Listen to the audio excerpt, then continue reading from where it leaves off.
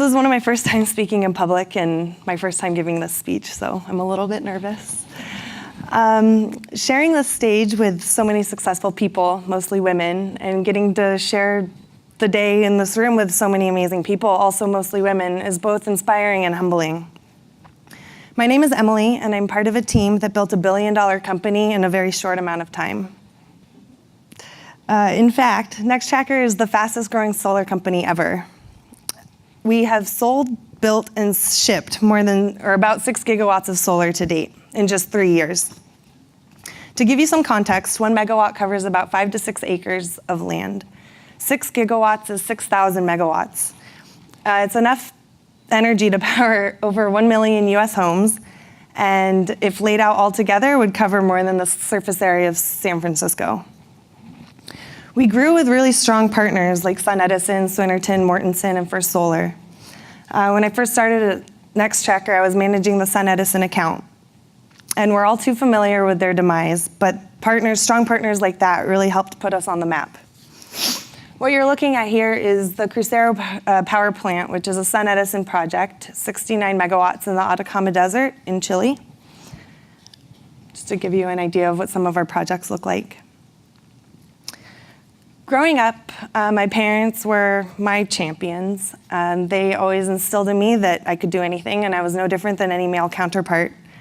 When I wanted a Barbie, my mother bought me an astronaut Barbie, so I learned that Barbie actually applies herself intellectually.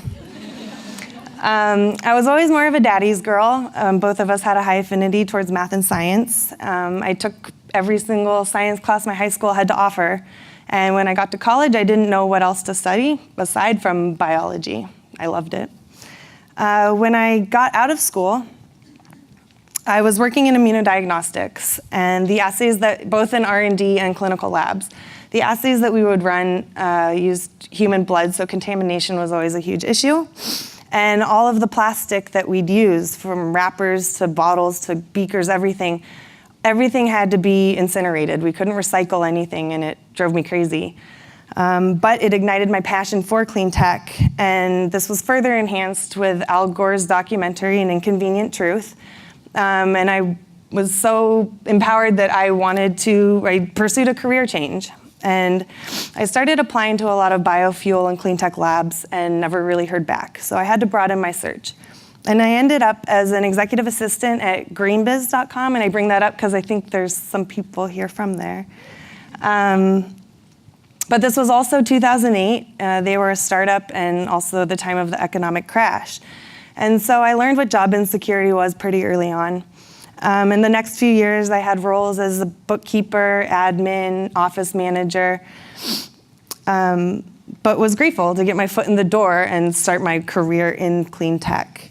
At Inner Solar in 2012, I was chatting with a woman I had met a few years prior, and she was telling me about how she had finally broken through this glass ceiling. And I'd heard the concept before, but it really struck a chord in me this time, and I also wondered if I would ever break through that glass ceiling myself. I also felt pretty stuck in these similar types of roles. Now, I've been in solar for more than 6 years, and I've been pretty fortunate in my career. The solar market's really volatile, and so you can lose your job often, but it's pretty easy to find another one. We call it the solar coaster, for those of you in the industry.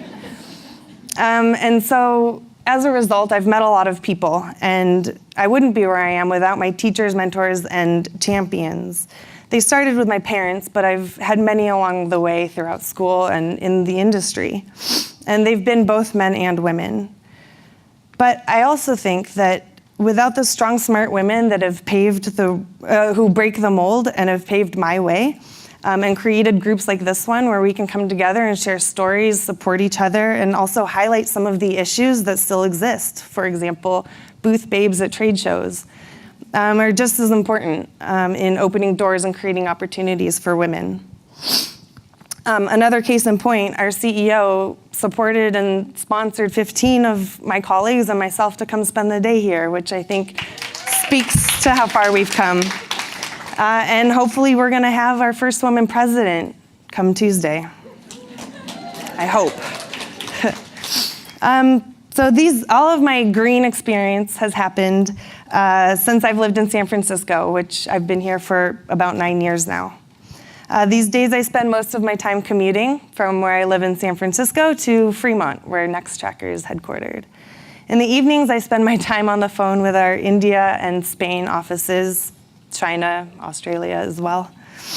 But I love it. NEXTracker is a single axis tracking company. So the big fields that you saw, like the Crucero project, the panels follow the sun east to west throughout the day, or the technology behind that. So similar to a sunflower that follows the sun to grow bigger, we allow for solar panels to produce more energy.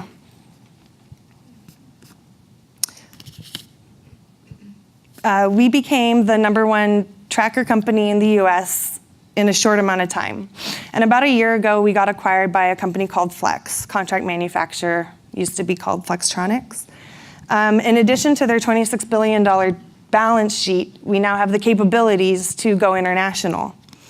How many people in here know what the ITC is? Quite a few. For those who don't, it's the investment tax credit. It's a 30% incentive to promote investments in renewable energy projects. It was set to expire at the end of last year, which meant NEXTracker may lose a lot of our US market that we've now built. And so the acquisition of Flex happened at a perfect time and allowed us to go international. And so we entered the India, Mexico, Brazil, and Australia markets. Here's a picture of where we have offices and manufacturing facilities. I joined NEXTracker about 2 years ago, and back then we had around 30 people, and you could count the number of women on one hand. Today we're closer to 300 people, and in addition to the 15 in this room, we have almost 30% women. Also, when I walk the trade show floors now, it's not just me and 200 middle-aged men. So it's all about progression. And I think equality and clean tech are in the same vein. India is where the India solar market is where the US was about 8 years ago. I returned last week from a month abroad where I spent most of my time in India, where we also have sold, shipped, and constructed more than 700 megawatts just this year, with gigawatts in our pipeline and in the horizon. Just to give you an idea, a year ago, India had maybe 300 megawatts installed. Now they have 6 gigawatts, similar as NEXTracker. And their goal is to have 100 gigs by 2025. While I was there, so yeah, they're progressing big time in the clean tech space. And while I was there, though, we spent 2 full days negotiating and answering questions at one of our customers, closing some of these megawatts. We sat in front of 7 different departments. I don't know how many people I met, but I know how many women I met. 1. So it might sound bad, but as another data point, NEXTracker has an office in Hyderabad, and there we have about 20% women. So everything is, again, progressing and moving in the right direction, I think.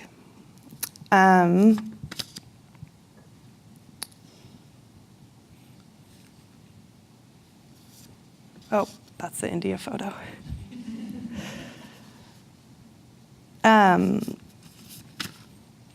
So now I manage a team of analysts and I oversee all of our international quoting. The slide you see shows some of the technical aspects and issues that we consider in our quoting process. But point being, I no longer feel like I have that glass ceiling over my head.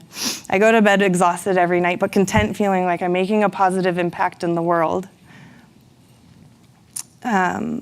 Solar is now the cheapest form of energy and continues to get cheaper. The demand is high and will continue to grow, and I think collectively we will continue to progress. So thank you.